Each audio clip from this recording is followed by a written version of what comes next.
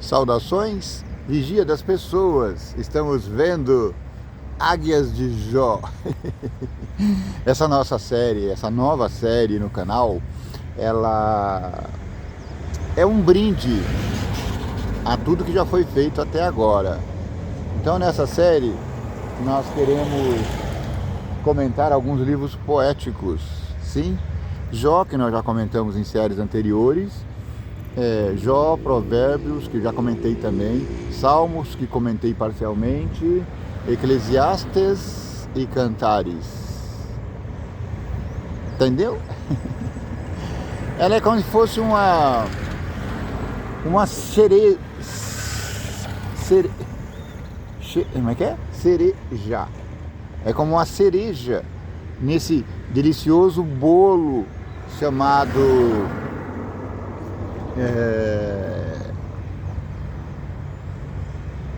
estudo da Bíblia. Nós, nas séries anteriores, comentamos todos os livros da Bíblia, com exceção desses que eu acabei de citar aqui, algum deles. Eu acho que o que não está comentado nada é apenas o Eclesiastes e os Cantares. Os outros eu comentei parcialmente. Mas o que eu quero é que você se sinta bem e que compreenda que o nosso trabalho é um todo. Porque o objetivo principal é exaltar o texto bíblico, de modo que compreendamos que ele é a palavra de Deus.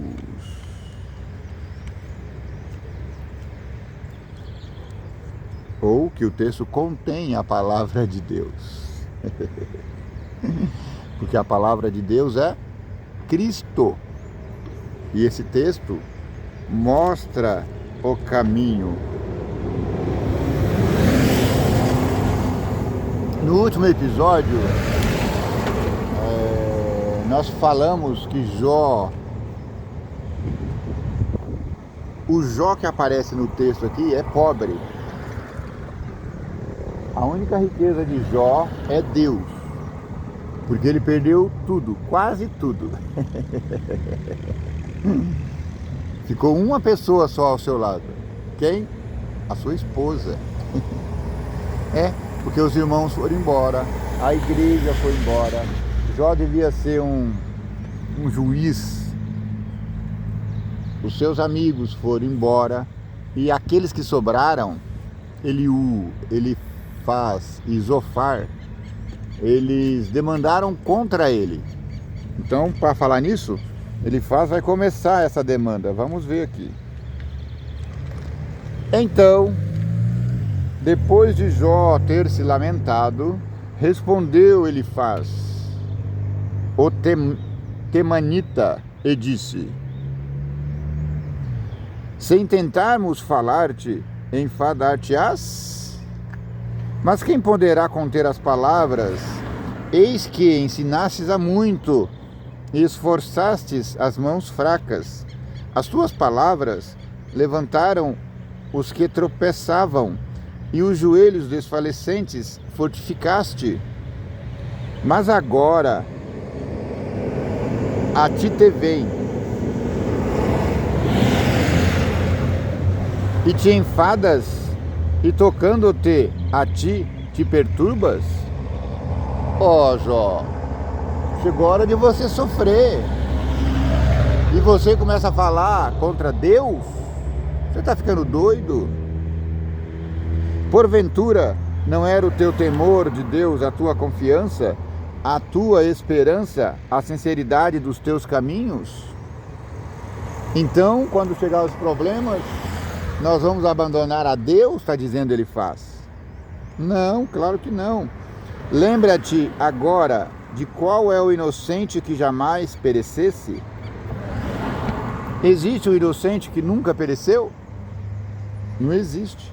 E onde foram os sinceros destruídos? Você já viu alguém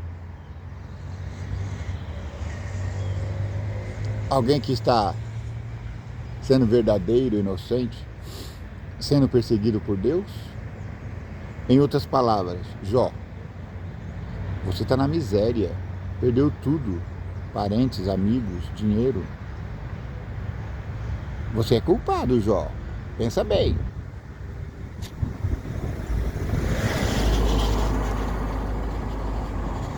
Segundo eu tenho visto, os que lavram iniquidade e semeiam o mal, cegam isso mesmo. Quem planta vento, Jó, colhe tempestade. Você está colhendo essa tempestade? Certamente você plantou, está dizendo o amigo, ele fala. Com o hálito de Deus perecem e com o assopro da sua ira se consomem. O bramido do leão, a voz do leão feroz e os dentes dos leõezinhos se quebrantam. Perece o leão velho, porque não há presa, e os filhos da leoa andam dispersos. Uma palavra se me disse em segredo, e eu e os meus ouvidos perceberam um sussurro dela. Entre pensamentos de visões da noite, quando cai sobre os homens o sono profundo, ele teve um sonho. Sobreveio-me espanto e tremor, e todos os meus ossos estremeceram. Então um espírito passou por diante de mim, fez-me arrepiar dos cabelos da minha cabeça. Fez arrepiar os cabelos da minha carne. Parou ele, mas não conhecia a sua feição. Um vulto estava diante dos meus olhos, e calando-me, ouvi uma voz que dizia: Jó, presta atenção. Eu tive um sonho, meu pesadelo à noite. E olha o que eu ouvi. E aquele vulto me disse: seria porventura o homem mais justo do que Deus? Porventura Jó é mais justo do que Deus, para ficar aí amaldiçoando o dia que nasceu? Seria porventura o varão mais puro do que o seu Criador? Eis que nos seus servos não confia, e nos anjos encontram loucura. Deus, ele julga até os anjos, quanto menos naqueles que habitam em casa de lodo, cujo fundamento está no pó, e são machucados como a traça. Se Deus julga os anjos, o que dirá de nós, pó, habitantes cuja casa está cheia de traças, cuja casa é de lodo, cujo barro contamina tudo? Bom dia, cavalheiro, vai com Deus. Desde manhã até a tarde são despedaçados e eternamente perecem, sem que disso se faça conta. Porventura, não passa com eles a sua excelência? Morrem, mas sem sabedoria. Você viu, sabedoria é o temor de Deus. Nós vimos que Jó tem o temor de Deus, mas ele está falando aqui: você está morrendo, Jó, e você está sem sabedoria, porque você está acusando Deus.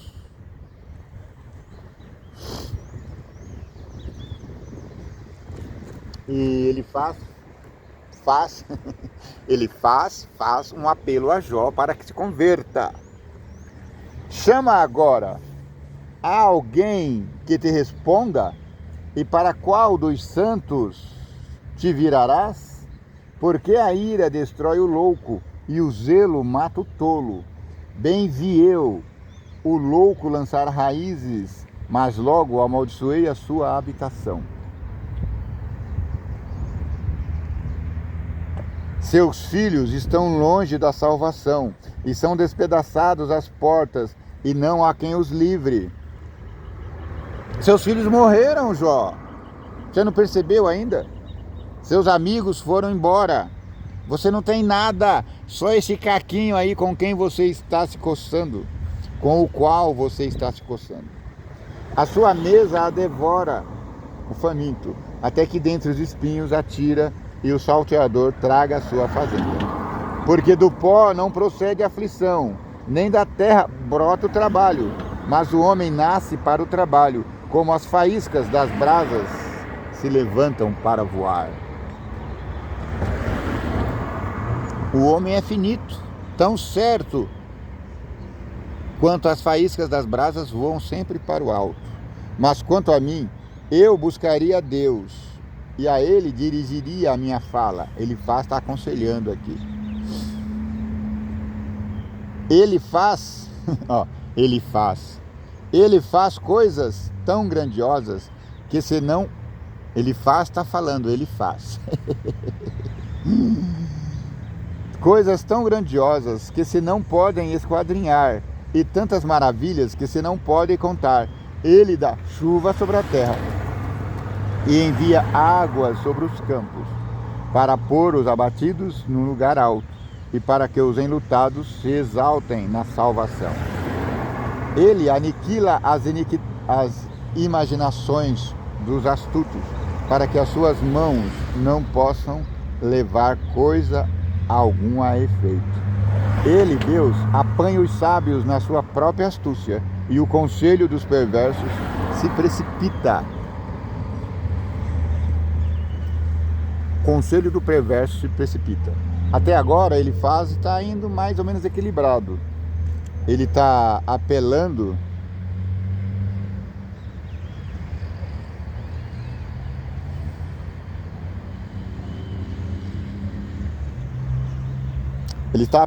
para que Jó se volte para Deus e procure entender o que está acontecendo. Eles de dia encontram as trevas e ao meio-dia andam como de noite, as apalpadelas. Mas ao necessitado, Deus livra da espada da sua boca e da mão do forte. Assim a esperança para o pobre e a iniquidade tapa a sua própria boca. Eis que bem-aventurado é o homem a quem Deus castiga. Você está sendo castigado, meu amigo Jó? De graças a Deus. Porque não esqueça, tudo coopera para o bem daqueles que amam a Deus. Não desprezes, pois, o castigo do Todo-Poderoso, porque ele faz a chaga e ele mesmo a liga. Ele fere as suas mãos, cura. Deus fere e as suas próprias mãos cura. Lembra o salmista Davi falando aqui? Eu prefiro ser castigado por Deus, porque Deus sempre castiga com misericórdia. Em 6 angústias te livrará, e na 7ª o mal não te tocará. Você será angustiado 6 vezes, mas na 7ª vez Deus te susterá. Na fome te livrará da morte, e na guerra da violência da espada. Do açoite da língua estarás abrigado, e não temerás a assolação quando vier. Da assolação e da fome te rirás, e os animais da terra não temerás. Ele está fazendo aqui uma profecia. Está dizendo, continue fiel, meu amigo Jó. Deus vai te dar redenção. Eu não sei por que depois eles desgringolaram para o ataque a Jó. Até aqui tá ponderado, né? Porque até com as pedras do campo terás a tua aliança, e os animais do campo estarão contigo, e saberás que a tua tenda está em paz, e visitarás a tua habitação, e nada te faltará. Também saberás que se multiplicará a tua semente, e a tua posteridade como a erva da terra. Na velhice virás à sepultura, como se recolhe o feixe de trigo ao seu tempo. Você morrerá velho e saudável. Você morrerá farto de dias. Você será colhido na hora certa, como um feixe de trigo maduro. Isso me lembra Apocalipse 14, quando Jesus vai lançar a foice sobre a seara da terra e vai colher todo o trigo maduro, vai colher todo o santo e colocar no seu celeiro, e ali a felicidade será demais.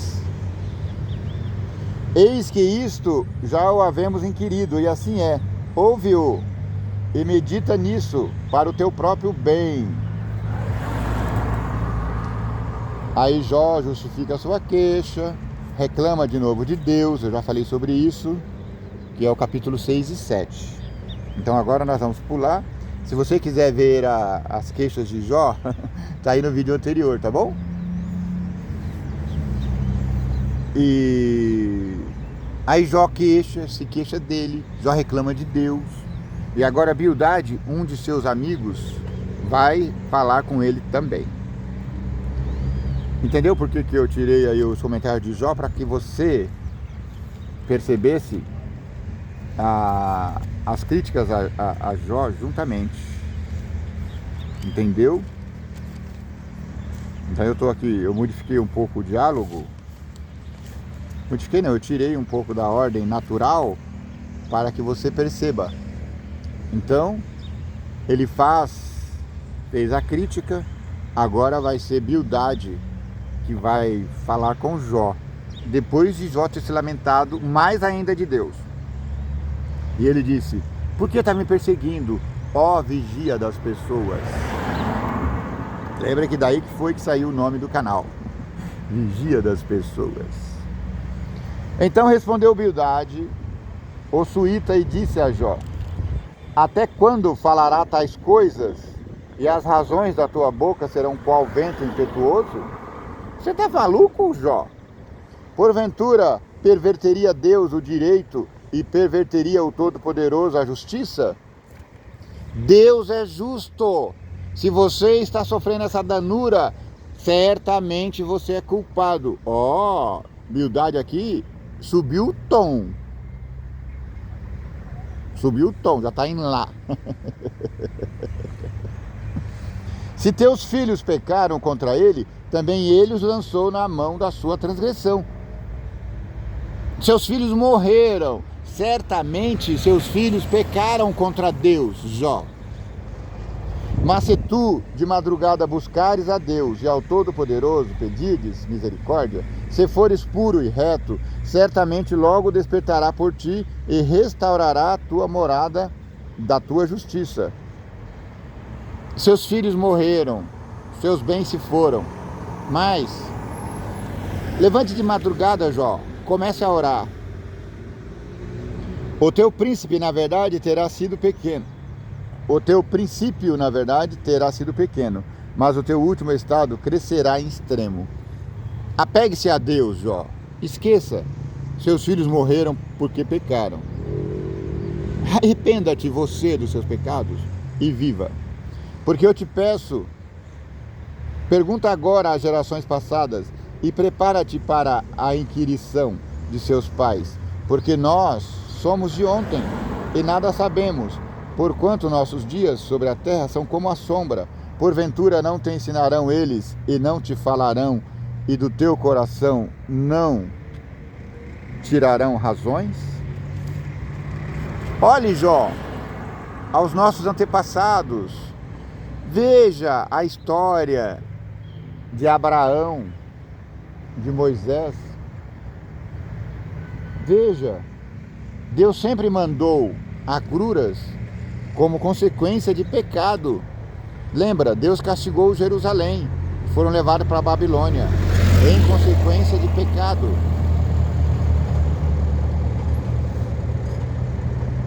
Porventura sobe o junco sem lodo, ou cresce a espadana sem água? O que é espadana? Será que é a taboa? Não sei. Estando ainda na sua verdura e ainda não cortada, todavia antes de qualquer outra erva se seca. Ah não, não é a taboa não. A taboa ela fica firme dentro do lodo da água. Assim são as veredas de todos quantos se esquecem de Deus, e a esperança do hipócrita perecerá. Cuidado, Jó. Você está esquecendo de Deus. Na verdade, esse Bildade está falando aqui para nós. Cuidado, não esqueça de Deus. A sua esposa morreu, o seu marido morreu, o seu filho morreu, a sua empresa faliu, perdeu o emprego. Cuidado, não esqueça de Deus.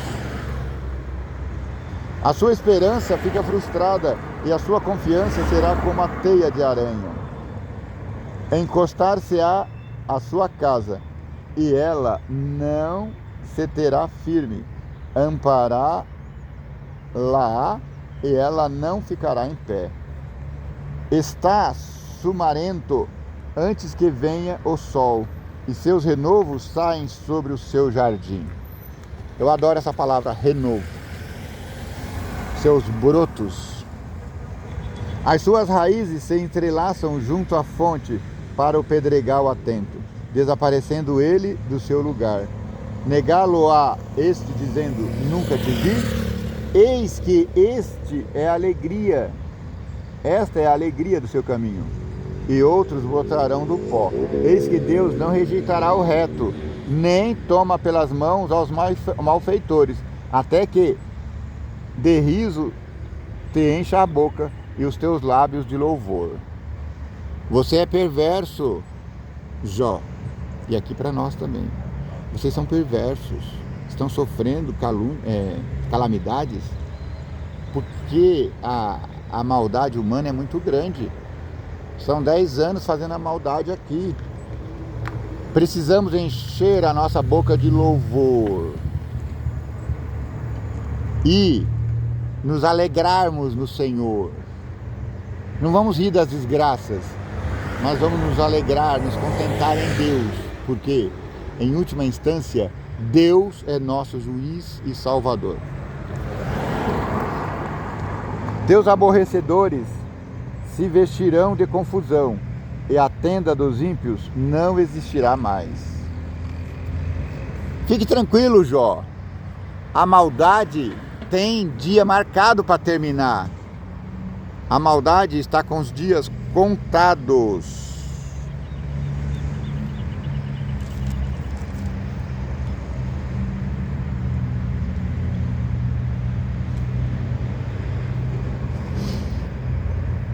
Eu vou falar de novo de outro falando, tá? Para acabar, e depois eu volto dizendo a resposta de Jó, tá bom? Então falou Elifaz, falou Eliú, aliás, Elifaz, falou Bildade e agora vai falar Zofar.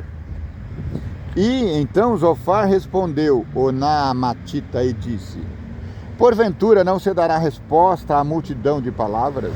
E o homem falador será justificado? As tuas mentiras se hão de calar os homens, e zombarás tu sem que ninguém te envergonhe? Você está falando mal de Deus? Para! Está dizendo Zofar. Pois tu disseste, a minha doutrina é pura e limpo sou aos teus olhos. Você disse que está limpo, você disse que a sua igreja é santa, verdadeira. Mentira! Está dizendo está dizendo Zofar. Mas na verdade, oxalá que Deus falasse e abrisse os seus lábios contra ti e te fizesse saber os segredos da sabedoria, que é multiplici em eficácia, pelo que sabe que Deus exige de ti menos do que merece a tua iniquidade. Você está sofrendo pouco. Você merecia mais sofrimento. Que história é essa de ficar reclamando de Deus? Essa assertiva de Zofar aqui precisa ser nossa. A gente não está sofrendo nem uma unha do que a gente merece. Então não temos motivos para ficar queixando-nos de Deus. Porventura alcançará os caminhos de Deus ou chegarás à perfeição do Todo-Poderoso? Você quer ser perfeito diante de Deus? Não é assim não, meu amigo. Todos nós pecamos e carecemos da misericórdia de Deus. Como as alturas dos céus é a sua sabedoria, que poderás tu fazer? Deus é muito sábio. A sabedoria dele vai além do céu.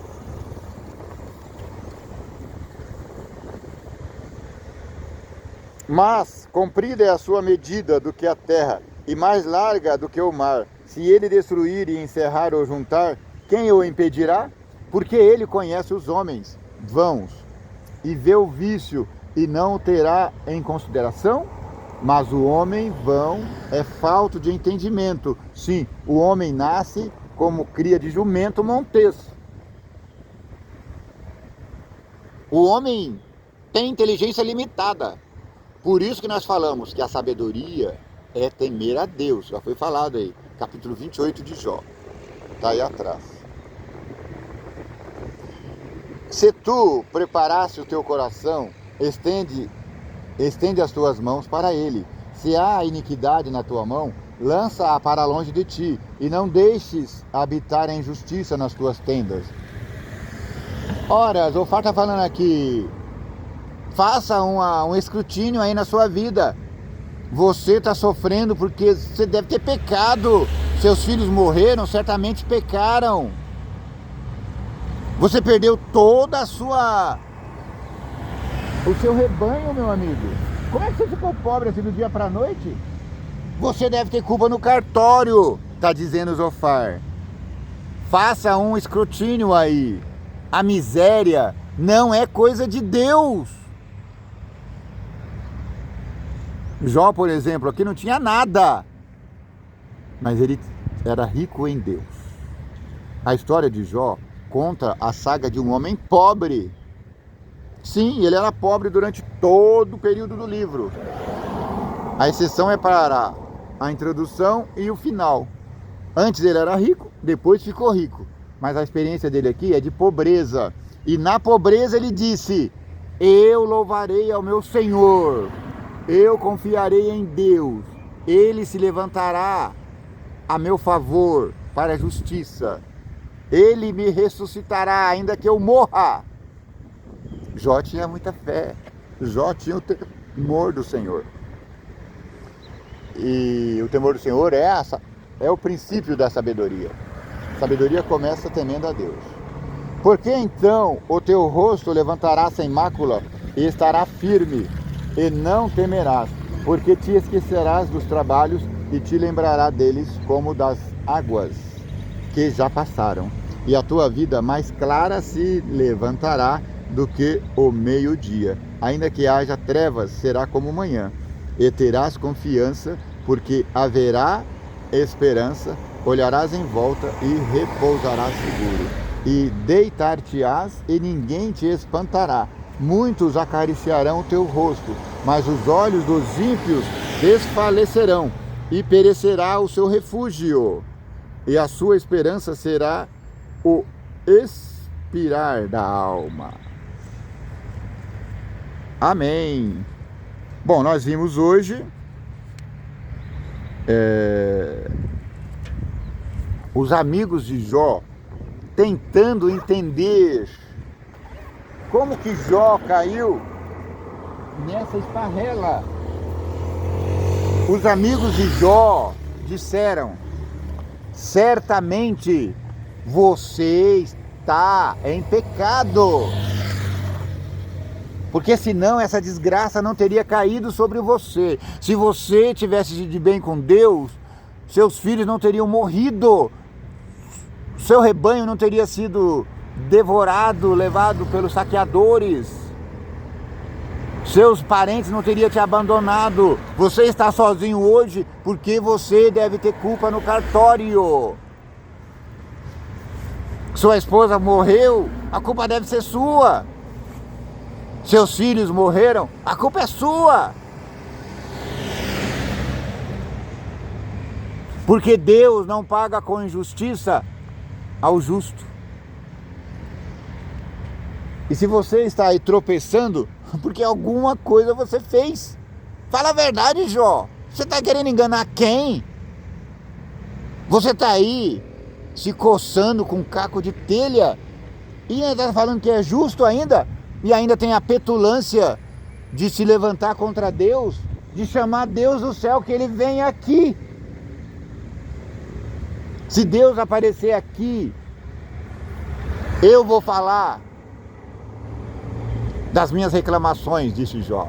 Eu vou falar que sou inocente. Eu quero ver Deus olhar na cara da minha cara e dizer que eu sou culpado. A não ser, é claro, que ele estiver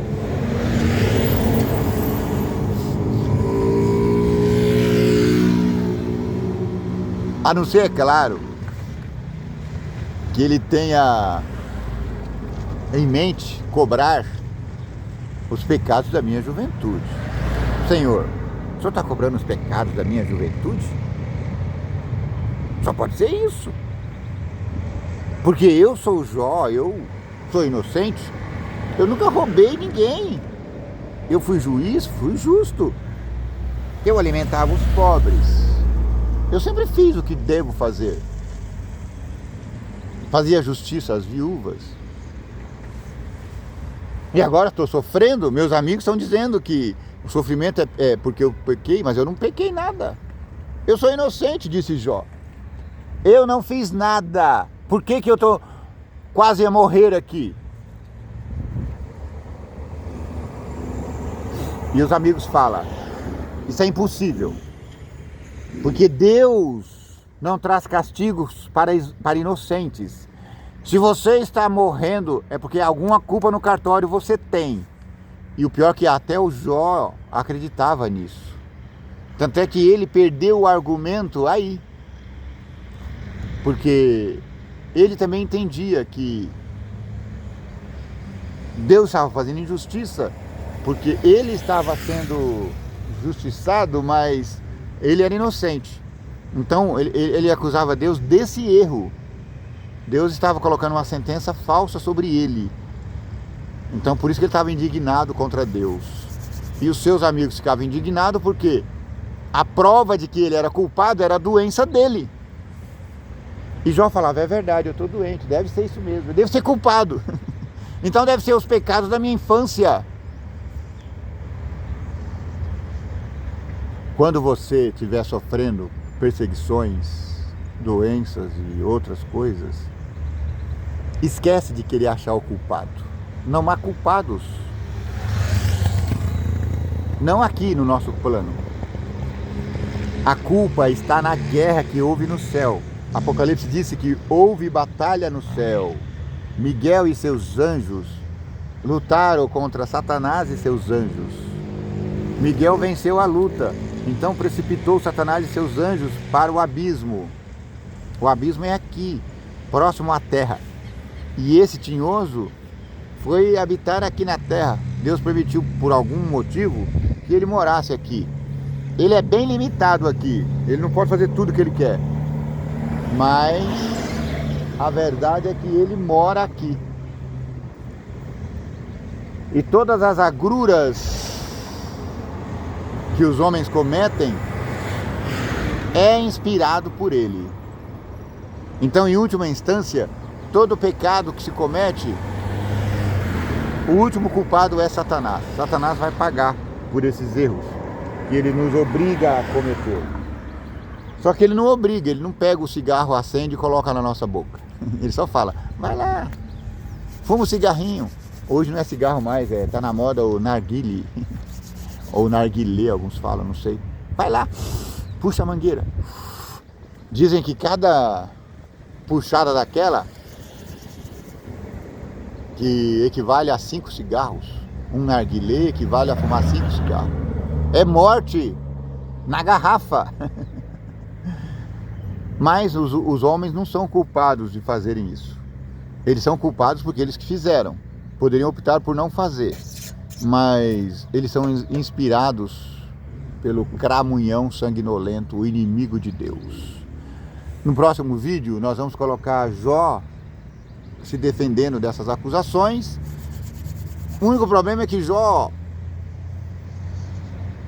ele não consegue contestar um dos argumentos dos seus amigos. Ele sabe que ele é inocente, mas ele também sabe que Deus não condena culpados.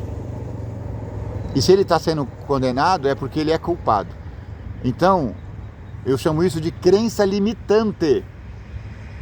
Os cidadãos contemporâneos de Jó tinham uma crença limitante que dizia que todo pecado, toda doença, todo revés da vida de alguém era resultado de pecado. Então não existe a possibilidade de sofrimento sem culpa.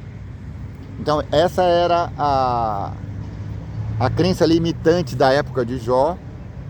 E essa crença se estende até hoje, inclusive no mundo cristão. A gente tem a tendência de falar, você vê um mendigo na rua ali sem nada, bom dia meus irmãos, vão com Deus. Entra lá, canal Vigia das Pessoas. Você vê um mendigo na rua, e aí você vai ver o passado dele, ele foi doutor, teve família, só que aí caiu na esparrela, traiu a família, ou foi traído pela família, foi jogado na rua. E aí quando a gente passa assim, o primeiro pensamento é, alguma coisa deve ter aprontado para estar aí na sarjeta. Então essa é uma crença limitante que foi trazida até nós hoje. Então ninguém é culpado. Claro, a gente cava a nossa própria sepultura, mas isso não é natural. Isso é alguma coisa antinatural que foi colocado dentro do nosso DNA. De algum modo, Satanás conseguiu entrar, não sei como, e convencer o humano de que Deus não é justo. Assim como ele convenceu um terço dos anjos de que Deus não era justo. E tem muitos humanos, a metade deles pelo menos, acreditando nisso, que Deus não é justo. Vem aqui falar bom dia para meus irmãozinhos. Mandei compartilhar aí, fala de longe aí. Compartilhe e se inscreva no canal. Obrigado. Vai com Deus, Davizão. Meu amigo Davi está indo para a escola. Ele mandou, se vocês não ouviram, ele mandou vocês se inscrever no canal, mandou compartilhar. Ele não falou, mas eu estou falando aqui. Também mandou vocês comentar. Então você está entendendo? Nós hoje temos a crença de que se alguém está sofrendo é porque pecou. E essa crença ela é limitante, porque ela nos impede de ver as coisas como são. Porque se o livro de Jó não tivesse contado para nós o que estava acontecendo, provavelmente nós estaríamos acusando Jó de pecado. Você entende? Então nós precisamos ter isso em mente.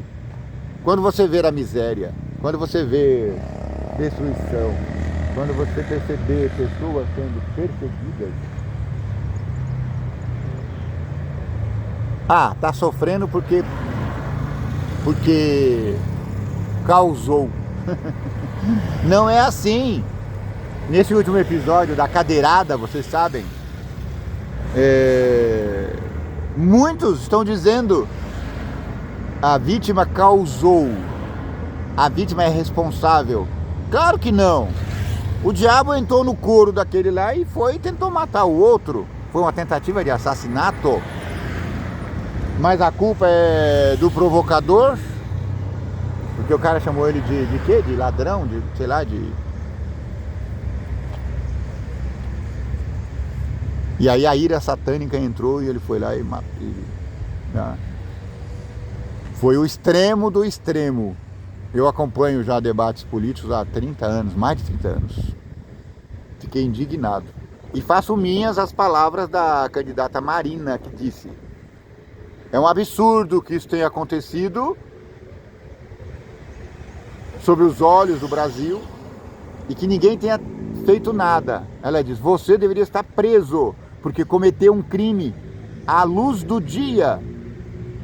Era 10 da manhã e ninguém teve a hombridade de dar voz de prisão para ele. Inclusive o prefeito estava ali, não é?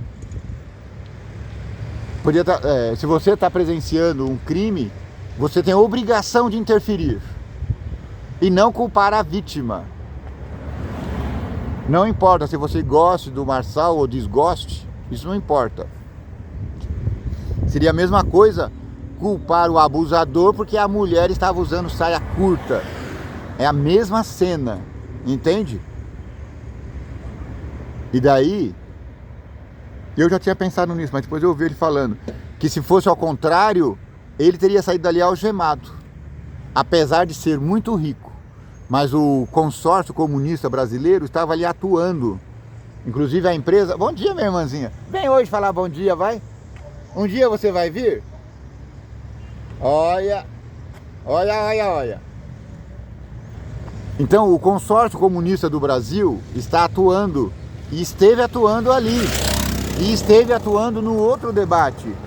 Vocês viram que eles tentaram amarrar as mãos do... Porque o Marçal, ele é incorrigível. Mas aí tentaram amarrar as mãos deles.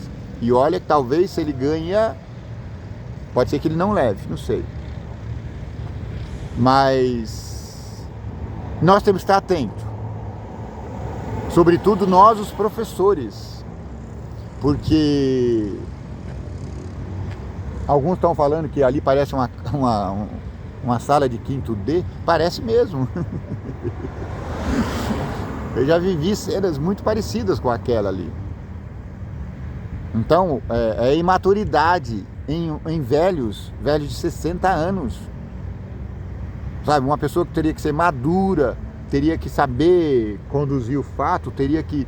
Porque ele tem todos os poderes legais para se defender. Então, nada justifica a ofensa física. Você não está justificado porque a pessoa abusada estava nua ou seminua. Não.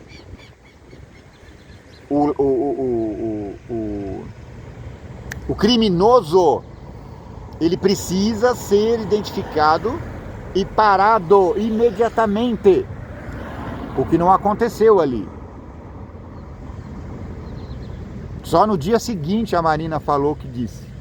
Mas isso deveria ter sido feito no dia pela empresa que estava promovendo o debate e pelos demais debatentes. Covardes, todos covardes, todos. E eu falo com indignação própria porque eu já vivenciei isso aí. Pessoas sabidinhas se acovardando porque não quer se pronunciar, prefere se calar. Porque se ela se pronunciar, ela vai ser chamada de ignorante. Sabe? Eu sei do que eu tô falando. Só o fato de você se pronunciar, você já perde o valor para o interlocutor. A pessoa fala, eu até gostava de você, mas agora, já que eu tô vendo a sua opinião... Gente! Opinião é só opinião. Assista o documentário o Inutopia aí. Foi lançado ontem. Eu não assisti ainda, mas vou assistir hoje. Assista. Nós precisamos ter pelo menos 2 opiniões. E o que está havendo ali é isso. Eles estão proibindo a pessoa de ter uma opinião diferente da do grupo que ele chamou de Consórcio Comunista do Brasil. Gente, é verdade. Nós estamos sendo presididos hoje por um comunista.